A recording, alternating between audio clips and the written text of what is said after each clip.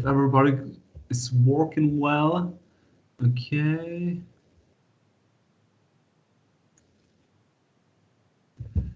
I see that some of you are already on. That's perfect. Okay. Yeah. Thomas, Charlotte, Tadea, Simona. Perfect. Okay. Sounds well. First, speaking about some more administrative issues and information. So first of all, I'm trying to record this movie again, but I hope or I expect I'll be more successful than the last week. So I hope that we're gonna have the complete movie that's gonna be uploaded later on to this channel in the Microsoft Teams. To watch it later on if you need, or to stop at some points if necessary. So that's recorded, that's one thing. The second thing, you had one task that was due on Monday midnight. Yeah, so it was due on yesterday. I've already checked of all your documents.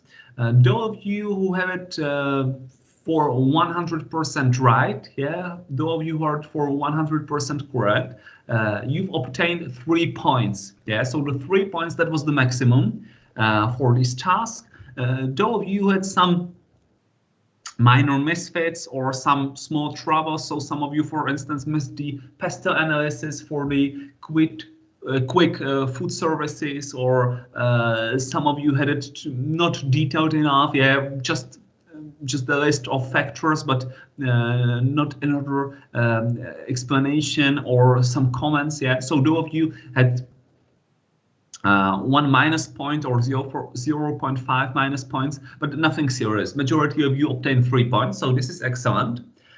And we're gonna do a similar task also today. Yeah, so take care, because there are gonna be also a brief task occurring in this class, and it's gonna be focused on one method from the internal analysis that's called Ishikawa diagram.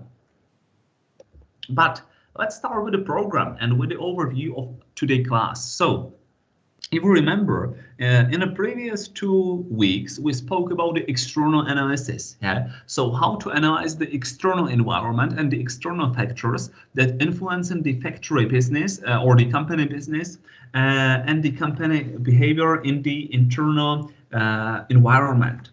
Now we are going from the external factors and from the external environment to the internal one. And therefore, we're gonna speak and we're gonna practice some examples of the internal analysis. Therefore, we're gonna speak today about the Ishikawa diagram, about the benchmarking method, and about the core competence analysis. Another methods like the BCG, GE matrix, ABC analysis, and product life cycle, this is the program for the next week. But today, just the Ishikawa diagram, benchmarking, and the core competence analysis. Again, and similarly like in the previous week, if you have some questions, just you can interrupt me, write a comment into the chat file, and I'm gonna answer it. In a verbal way in order to hear it everybody in a group. Yeah. So in case of questions, don't hesitate to ask me, interrupt me, to be clear that you understand everything. Okay, what's going on now? Where's my presentation? It disappeared somewhere.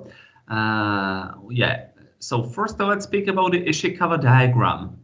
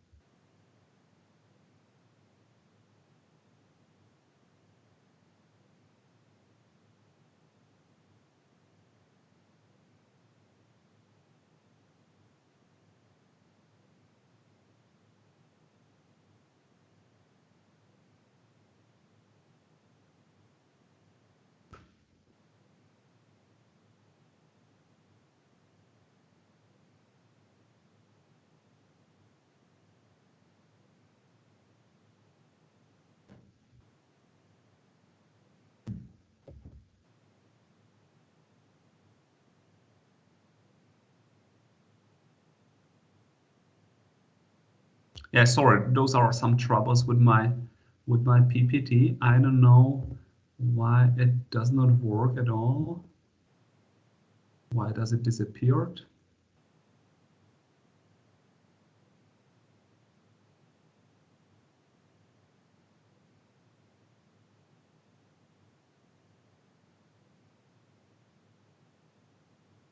Yeah, so again, so the first method is the Ishikawa diagram. Sometimes it's called also as a fishbone diagram. What is it? It's a method that's used for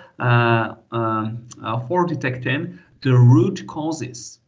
So we are focused on the root causes to define what could be the root cause of some possible misfit or of some possible trouble in a company.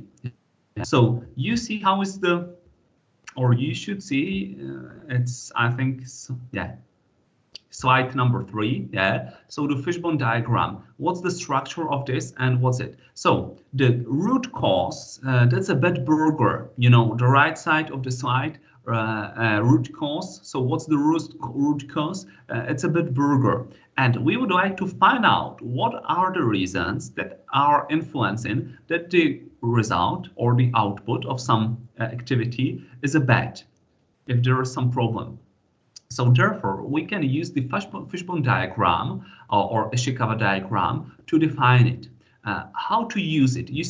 Why is it called like a fishbone diagram? You know, because it seems to be a bit like a fish, you know, and the bones inside a fish. Yeah, so that's the reason. But what's more important for us? Typically, we are starting to set the root cause and then to define the individual causes. Yeah, so individual causes, or what exactly influence the root cause. It could be the machines, it could be the methods, materials, environment, the measurement, and the personnel.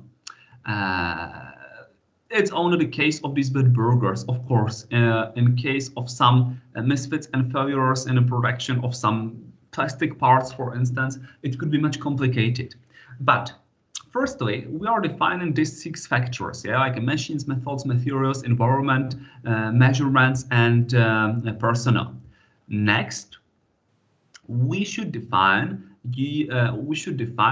what could be some more detailed, more concrete results, or more detailed and more concrete factors influencing the overall root cause. So in terms of machines, it could be the storage and cooking equipment.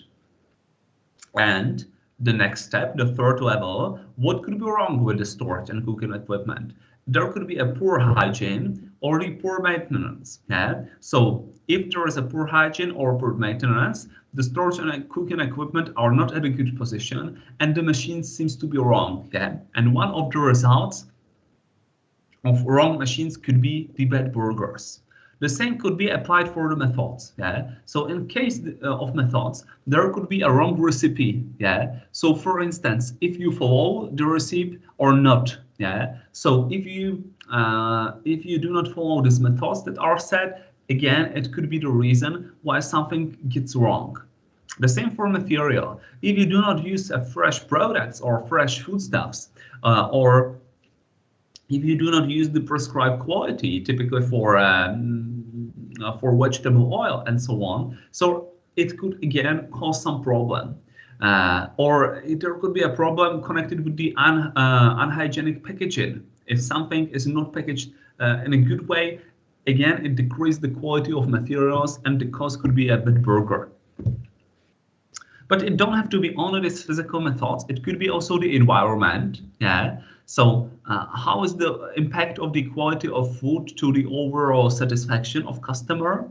And also the humidity could also influence the food quality. So how is the humidity in a restaurant? Measurement. So if there is some incorrect quantity of spices, or if the temperature where the burgers are fried is incorrect, could be also a problem. And very frequently a personnel.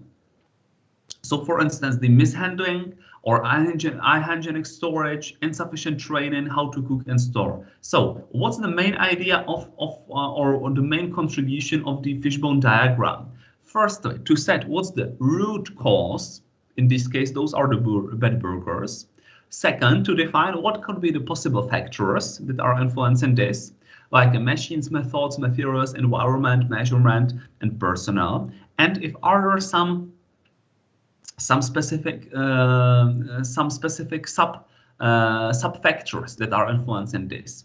How is it in reality, and what's the reason of these arrows? Yeah. So the main arrow, it goes from from the beginning of this diagram to the end. The end is the result, the bad burgers. So we are starting first to define the main arrow, and then at the bad burgers, at these bad results, at these root cause. Next, we are defining from this arrows to machines, methods, and materials, environment, measurement, and personnel. That's the first level of causes and first level of factors influencing the result.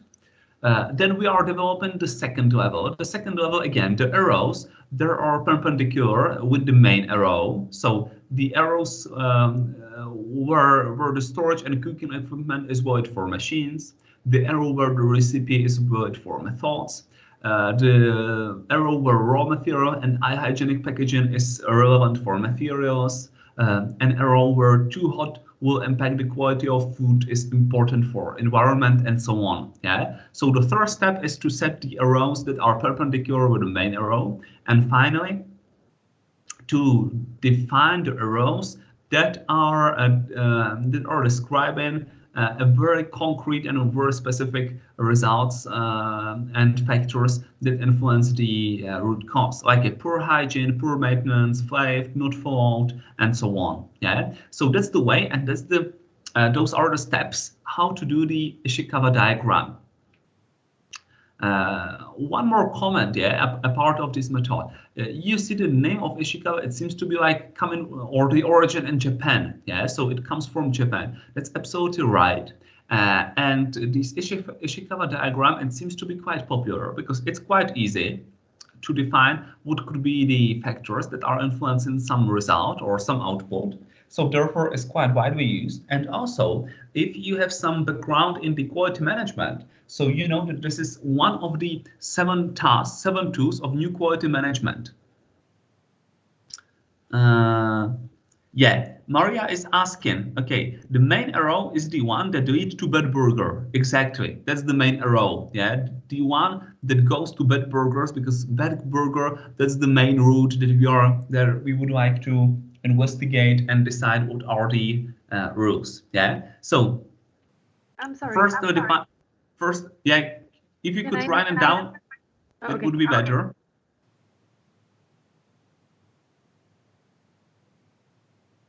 Yeah. So first, we are starting with the main arrow going to the end burger, and then the inner arrow to these factors.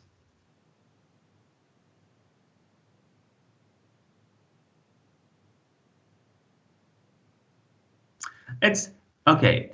So Pedro is asking if it's important, how is the direction of the main arrow? If it's more, if it's significant, if it goes from right side to the left side or vice versa. He's absolutely right. The Japanese read from right to left, but it's typically it starts on the left side and end to the right side. Yeah, so it's more typical, or it's pretty comparable like the situation here in Europe or in United States.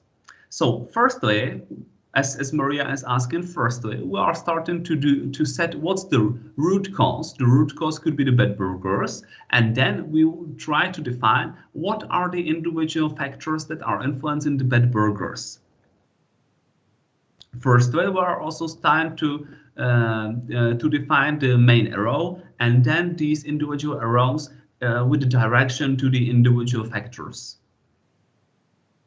Yes, and finally the smaller one, the second and the third level arrows. Okay, more questions about the fishbone diagram. More questions. Okay, I'm moving on to the next slide. So why is it important? Yeah, because we are trying to detect the potential factors that can influence the overall effect, the root cause. Yeah, so you see that when using this method, there are some advantages and disadvantages. So firstly, one of the advantages that this is quite easy method. Yeah, it's quite easy to follow, easy to do. You do not have to get too many detailed information from the company. The second advantage is that this is a highly visual method or highly visual brainstorming tool that describes the example of root causes. So what could be the root cause? Another advantage is that this is quite fast to apply this method, and you could apply it for different situations. It depends, or it's up to your decision or up to your situation, how exact should the method be, or how exactly would you like to focus on the individual causes. Next, yeah, it allows to see all causes simultaneously. Yeah, so to see all factors and all causes at the same time, and also because it doesn't consist of do not consist of any numbers. Yeah, it's also easy to present it for the people out of the company. So typically for the stakeholders, and understand what's going wrong or what's going well in a company. But there are also some two disadvantages. The first disadvantage is that these complex defects might yield in a lot of causes, and it's quite difficult to decide which one seems to be the most important, or what could be the percentage of their importance. So, for instance, if the most important are the materials, yeah, and the lowest importance has the environment, it could be, but typically in this method we are not. Here is not possible to assess or to evaluate how many percent each part influence the bad burgers. So this is one of the disadvantages. And the second, the interrelationship between the causes is not easily to identify. What does it mean? We could identify what's the influence between the machines and bad burgers. What's the influence between the measurement and bad burgers? Okay, that's clear. But we don't know if there is some direct relation between machines and methods.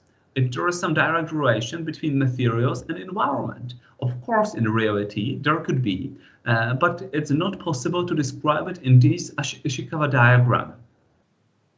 Yeah? So, but overall, it's very frequently used. What's the usage? As I mentioned, very frequently used in the quality management. If there is some failure with the products produced in a company, it could be very easily described by the Ishikawa diagram. Yeah, to define what are the causes and what's the output of this. So first, in a quality management. Second, it's used also out of the quality issues in a company, also to when there is some decision making about the customers, for instance. Yeah. So here, instead of bad burgers, could be to obtain 30% of the market. Yeah. And we could put to the fishbone diagram what could be the reasons for this. Yeah. So the reason could be the people in terms to have educated workers. Another factor could be to have a modern and innovative machines used for the production. Another factor could be a good marketing communication campaigns, good distribution and logistics systems in a company, and so on. Yeah. So frequently it's used for the issues connected with the quality management, but not only with them. It could be also connected with another decision making in companies. Okay. Speaking about the fishbone diagram, do you have some questions? Do you need to, should I tell you something more detailed? Shall I repeat something, explain one more and slowly?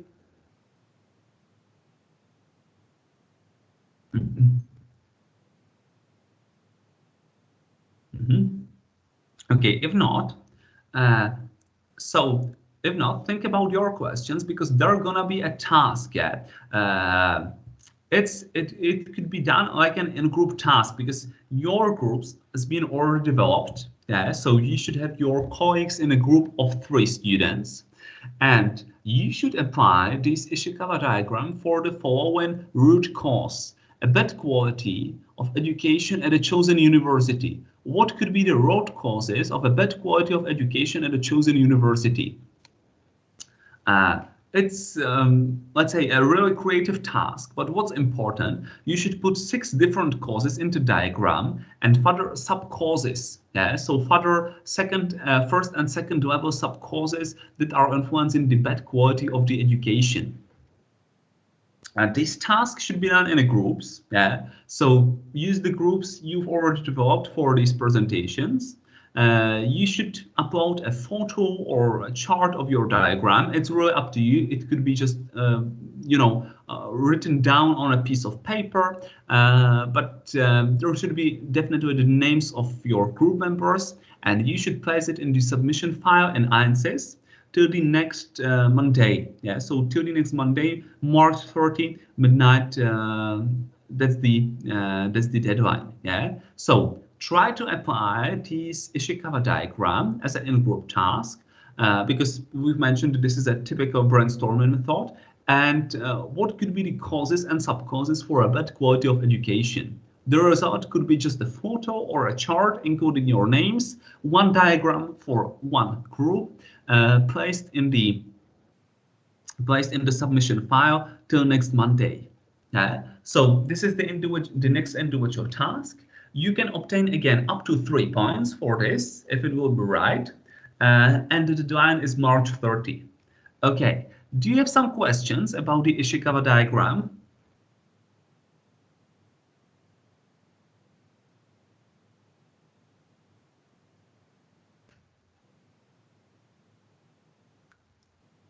If you have some questions, yeah, you can just ask me now or later on.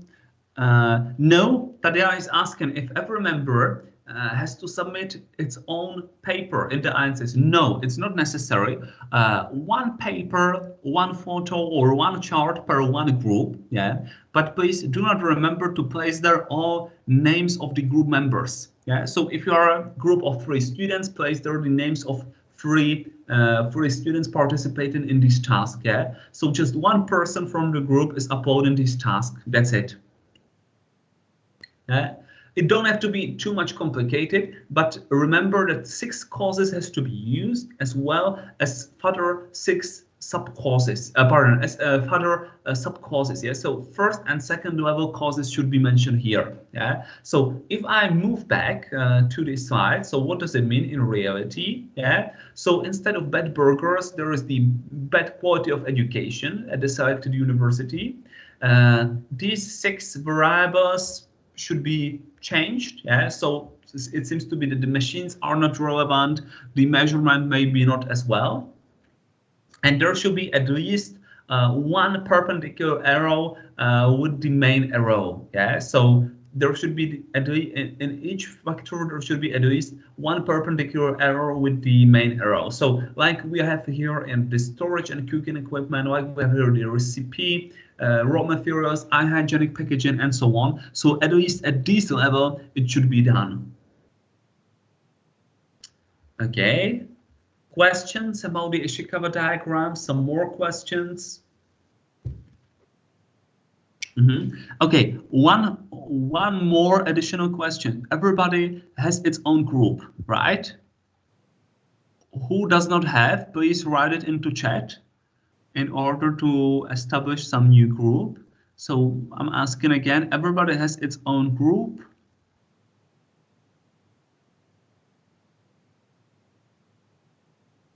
Who has not the group? Okay, write in the chat, and you can meet new group, team members, group mates to define. We are 2. Okay, Pedro. So if there are some individual Pedro's groups, there are only 2 students, so you can write to Pedro directly. Yes, Sean is asking if I'm with 1 person, could we need 1 more? Yeah, it would be better, yeah, to have at least 1 more person, because then you have a lower amount of work to do. Elizabeth is asking, do we have to be with other cultures in 1 group? Yes, if possible, but of course I understand that now you are distributed in different countries, so it don't have to be such necessary in this case. Yeah, so okay, so If you, okay, fine. So if you have more questions, yeah. So in group task, yeah. If you have some another questions, write me an email or we can communicate again via MS Teams. I have any problem with this, but that's the group task, yeah. Again, up to 3 points. If you pass it well, okay. So we don't have more questions about the Ishikawa diagram. So it was the example of the first method used for the internal analysis.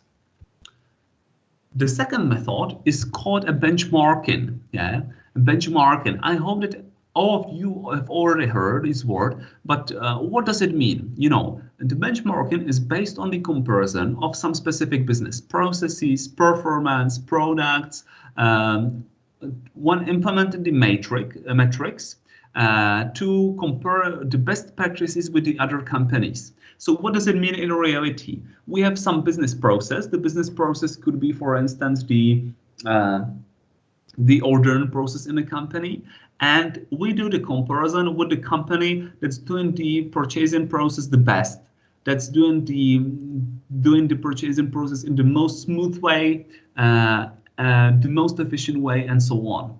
Yeah. So, or we can do the comparison of the performance, you know, in terms of economic performance, in terms of customer performance, I mean the customer satisfaction, and so on. So differences and comparison in terms of business processes, like the purchasing process or production process, in terms of performance, financial and non-financial performance, as well as comparison the products itself. Yeah, so it could be that you are producing some cell phones. You are imagine that you are the Apple company and you would like to do the benchmarking with other companies on the market.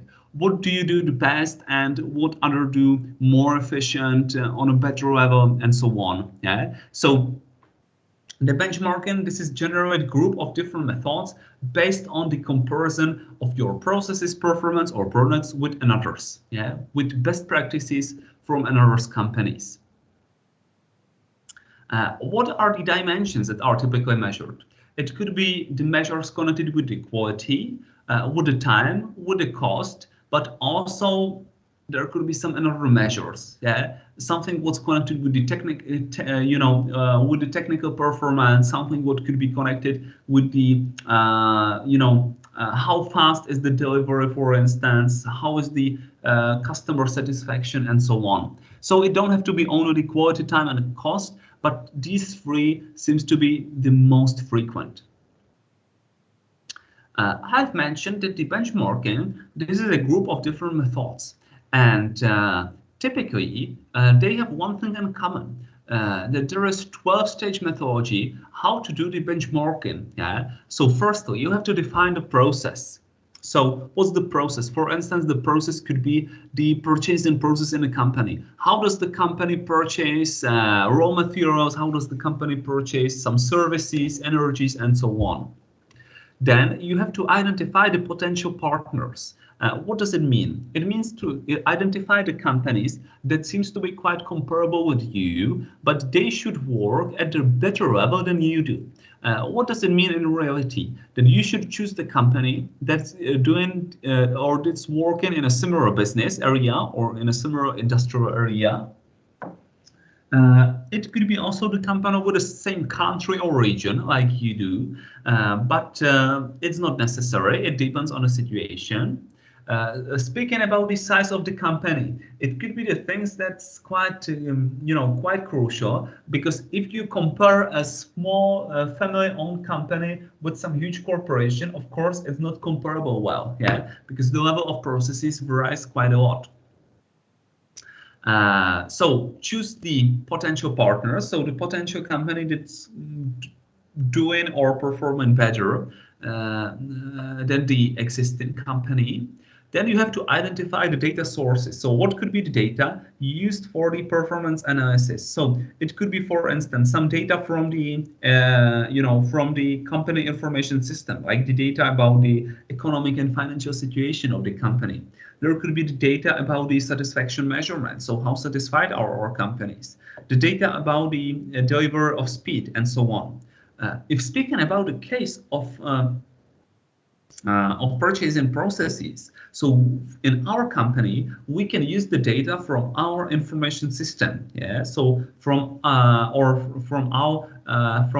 ERP system, enterprise and resource planning system. So to check how fast is our how fast or how much time takes if we issue a new order, or how many people has to decide about the issue in new order. What about our suppliers? Do we have some database suppliers and so on? So in our company, we should use the data from our internal database. The similar way could be the data from the company used for the comparison. Yeah, because some companies could put their data on a publicity. If not, of course, we can find out some data from their annual reports, from their financial documents. In terms of purchasing, we can even find out some information in some article on the internet. Yeah, for instance, how effective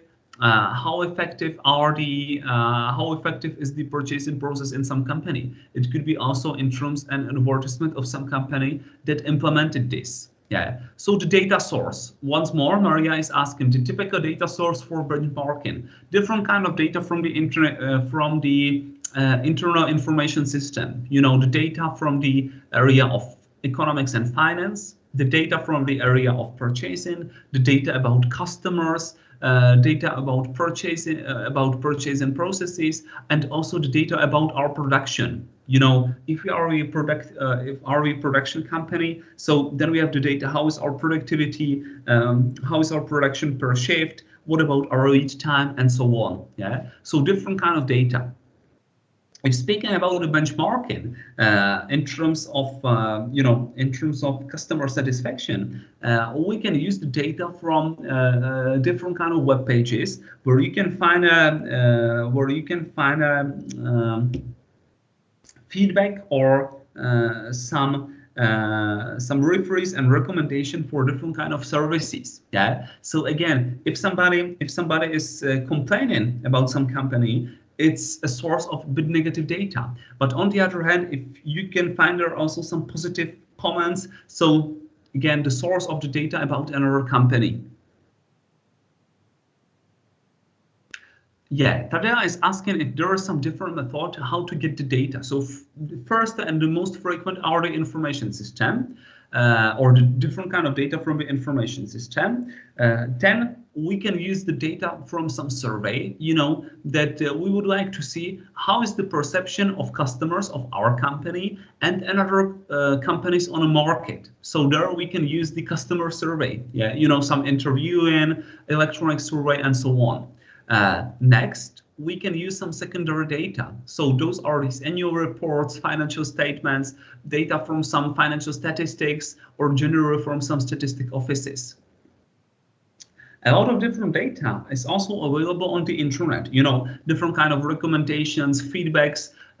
Many of them are written on the web pages of these companies, or on the web pages such as Booking, or different kind of food services, and so on. Yeah. So this kind of data, internal and external, primary and secondary, seems to be the most important for the benchmarking. If you have more questions or need to explain it more detailed, just let me know. So we've selected the potential partners and selected the data source. Then collect the data and select all partners. That's basically the thing I've already mentioned. And then to determine the gap. What does it mean? To determine the gap, it describes the situation to know what's the misfit in our company. So the gap could be, for instance, that we expect that our satisfaction our customer satisfaction is lower than in another companies. And our customer satisfaction is 20% lower than in our companies. That's the gap. Yeah, what's the misfit?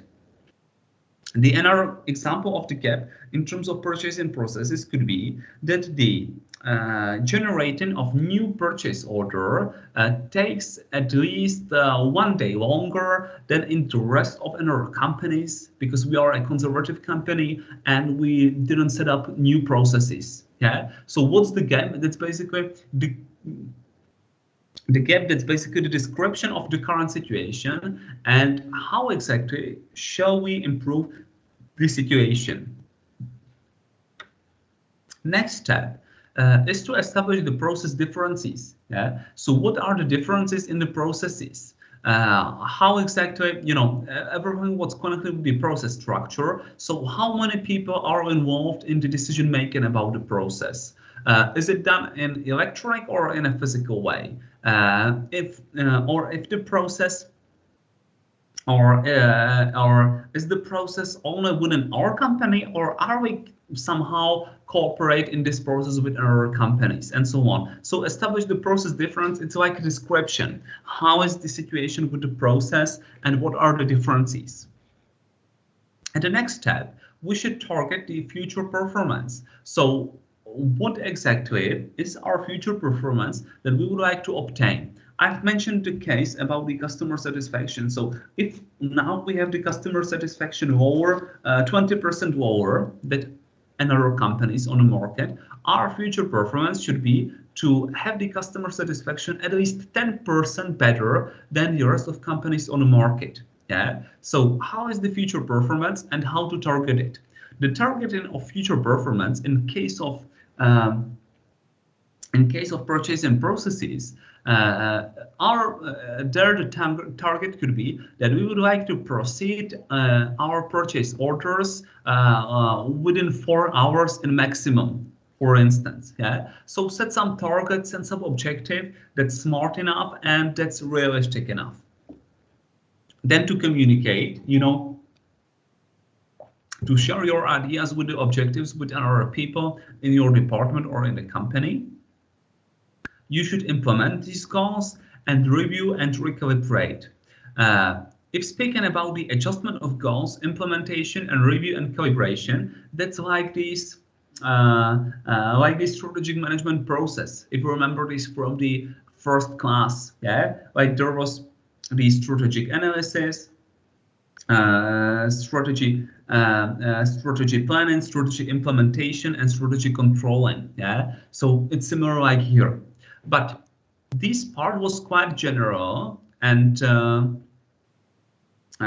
quite general. But I'm gonna show you one method. How is it done in a practical way? Okay, do you have some question about this 12-stage methodology? Do you have some questions about the 12-stage methodology? Do you need to explain something more detailed?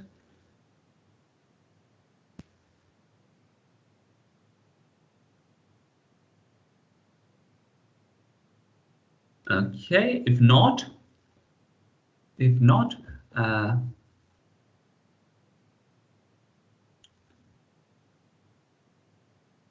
yeah, okay, Maria is asking. Adjusting goals, what does it mean? The former goal was to be to have the customer satisfaction at least 20% lower than other competitors. New adjusted goal is to achieve in satisfaction at least 10% better than another competitors. Just to adjust the goals. Yeah, that's it. Exactly. Yeah. How to adjust the goals according to competitors, because we know how is the level of the competitors' performance, and we would like to adapt our goals in comparison with them. That's basically the main idea of this benchmarking. Okay. I want to show you one example or one practical example of this benchmarking method. It's called the core competence analysis. What does it mean? It's based on the comparison and it uses these benchmarking principles. The core competence of the organization or the core competence of some specific product, it's some internal capability which is strategically important to fulfill the mission and objective and to provide a competitive advantage within the industry. Yeah. So the core competence of the organization or core competence of the product itself, it's important because it improves the mission and objectives, and it provides the company the competitive advantage to succeed in the industrial competition. What is it in reality? It's the first step. The first step is based on the definition of internal capabilities. Yeah. So what are the capabilities of the company? Then to proceed a core performance review, I'm gonna show you how does it work. Set some standard in measurement with comparable companies, separate a key factors, and develop a strategy for achieving these goals. So the internal capabilities in a company, you know, it's typically a list of some capabilities used in a company. So what could be the capability? The capability could be the financial performance of the company. The another capability could be the innovativeness and innovation management. Another capability could be a vital strategy itself. You know, if our strategy is actual enough, if it's agile enough, does it react to the changes in the on the market, and so on. The internal capability could be also the level of our equipment in a company, in terms of machines, in terms of IT equipment, in terms of IT services used here. Then we have to proceed a core performance review. That's on the next slide, such a table. Set the measurement, yeah, so how exactly to measure the comparable companies, separate the key factors, I mean the key factors of interest, and develop a new strategy. How to do in practical way is mentioned on the next slide. You see a table and you can see a chart. How to do this? Yeah. So firstly, going back, yeah.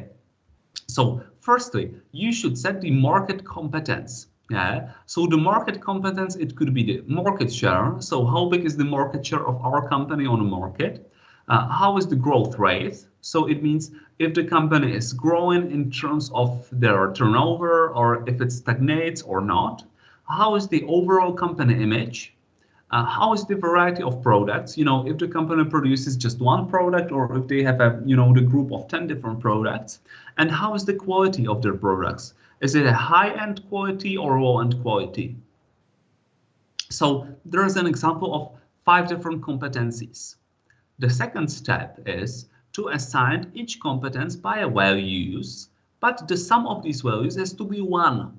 Yeah. So what does it mean? Yeah. So how important is one individual competence to the overall value of the company? Yeah. So the bigger is the value, the most important is the competence itself for the company. So what can we read there? We put there 0.3 for the growth rate and 0.3 from the company image. So the company image and the growth rate seems to be 2 the most important factors for the company. What has the lowest value is the quality, the number 5. The quality is only 0.1, like 10%. So it seems to be the least important for the company.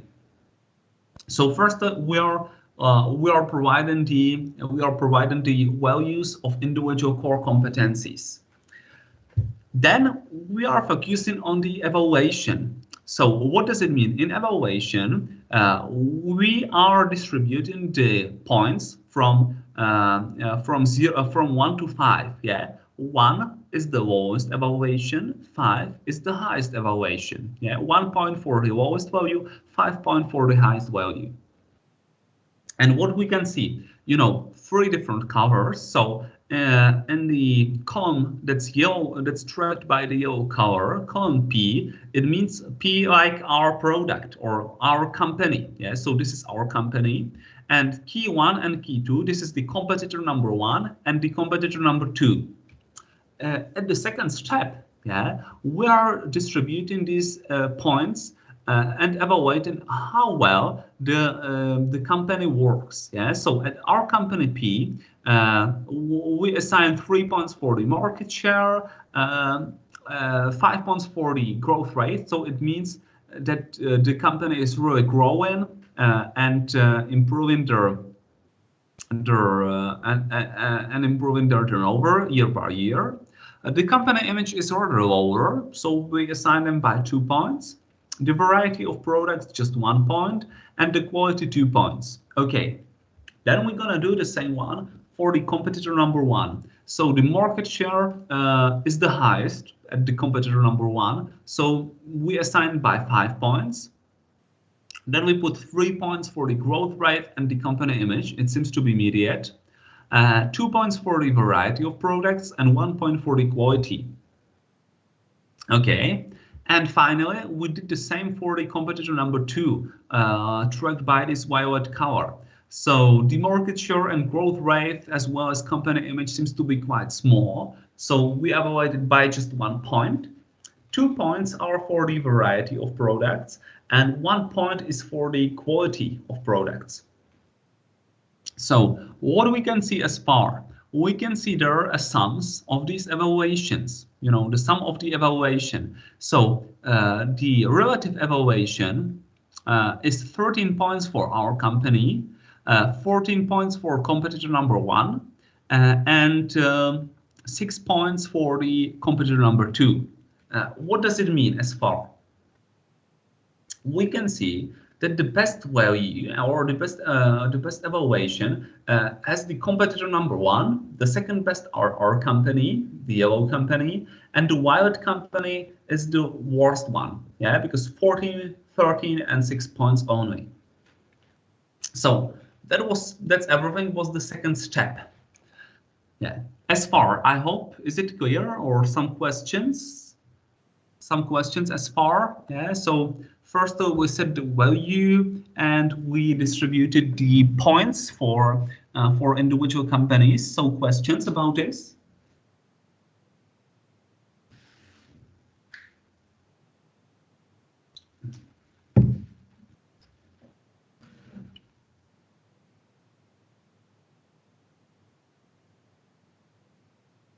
Yeah, the worst is K2, exactly. You see, the lowest, the lowest is the overall sum. The worst is the company in terms of evaluation. Yeah, the best one is the highest number of points. I hope that we understand this. Perfect. Okay. Okay, just write a question, no problem to answer it. That was the second, the second step, to set the evaluation. The third step is to apply the weighted values. The weighted values, what does it mean? We have there the values, the individual values, and we have there these evaluation by points from 1 to 5. And at the level of weighted values, we are calculating, or we are trying to multiply 0.15 multiplied by 3, yeah? So to calculate the weighted values. So now we are calculating 0.15 multiplied by 3 is 0.45. For K1, it's 0.15 multiplied by 5, 5 points for competitor number 1, and the result is 0.75. For K2, it's similar one, yeah, we have to calculate 0.15 multiplied by 1, it's 0.15. So that's the operation we do for all these 5 lines. And again, in the last line, we have to calculate the overall sum. So how is the weighted value? The weighted value for a whole company. You can see that the weighted value for our company is 2.9. Weighted value for competitor number 1 is 2.95. And weighted value for competitor number 2 is 1.15. Okay, do we understand how to calculate these weighted values? So what does it mean? At the previous step in the evaluation, we only calculate how many points the company obtained in different, for different core competencies. But at the next step of weighted values, we put into our account how valuable is each competence for the company. How valuable is each competence for the company. But what can we still what can we see still here is that our score is 2.9, so we are the second best. The first one is the competitor number 1, 2.95, and the worst one is the K2, 1.15. Okay, do we understand this? If not, write me any questions.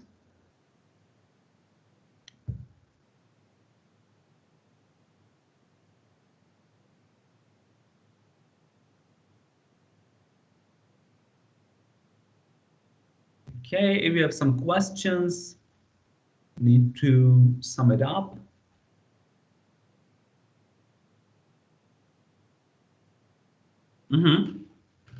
Why the weighted value is important?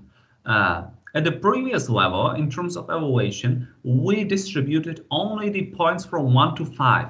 Yeah, so we put there only the points for the 1 to 5, and we see only the absolute values in evaluation for our company and 2 more companies. For the weighted values, we put into our account also the values. You know, how valuable is the growth rate for the company itself? How valuable is the company image for the company? How valuable is the quality, and so on?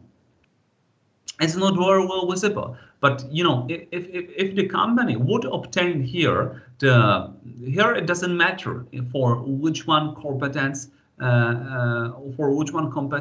how many points they obtained, but for the weighted values it's quite important, and if they obtain a high number of points for the competencies with the high values like growth rate and the company image, then the overall sum is higher, rather than in a case if they obtain a high evaluation for competencies with a low value, you know, like a market share, like a variety of products, or like a quality. Yeah, so therefore the weighted values put into account the value of individual core competencies, and we can see how important are them at all. Okay, questions?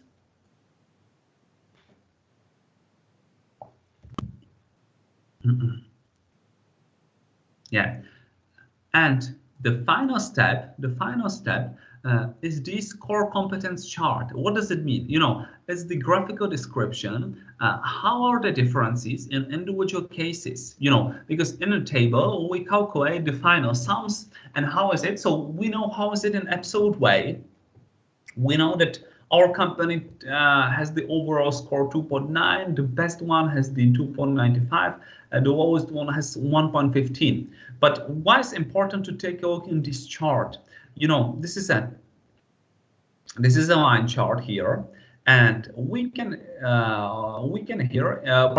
see in this chart how are the individual differences. How are the individual differences at the individual values? So what about the individual differences for individual values? So what can we see? What can we see there? So we can see that our company, you know, our company is the P. It's ranked by the blue color. Is the best one company in terms of growth rate, but the worst one in terms of variety of products. You know, the core competence chart, it's developed from this evaluation, from this table of the evaluation. So we can see that the growth rate is the best for our company, but we have the lowest variety of another products. The competitor one is on the other hand the best one in terms of market share, and the worst one in terms of quality of products. The competitor number 2 is performing very bad, and his best performance is only in case of variety of products. The rest factors, the rest competencies seems to be very low. So this is the way how to analyze it and how to see it. If speaking about this method, in reality, we typically do not do comparison only with 2 another competitors. Typically, we put through 5 or 10 another companies in order to, to analyze it and to compare it very concretely in a very detailed way.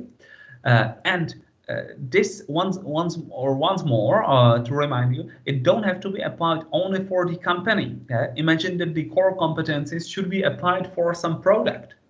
So the product could be, for instance, the cell phone, and the core competencies could be the display size, and our competence could be the battery capacity, and our competence could be the price, it could be the materials from what is it produced, it could be the camera and so on. Yeah. So these core competence analysis is also, by the way, used for individual products. It don't have to be only used for the companies, but also for the individual products, and using to compare our products that we are producing in our company with another products on the market. Yeah. The same, or in a similar way, we can use it if we do the analysis of some, subsidiary or of some company subsidiary with another subsidiaries. Yeah. So how do they perform and so on. So that's the application of this method. Core competence analysis is used for the comparison of the companies or products or some organizational units. What about their performance and what about their overall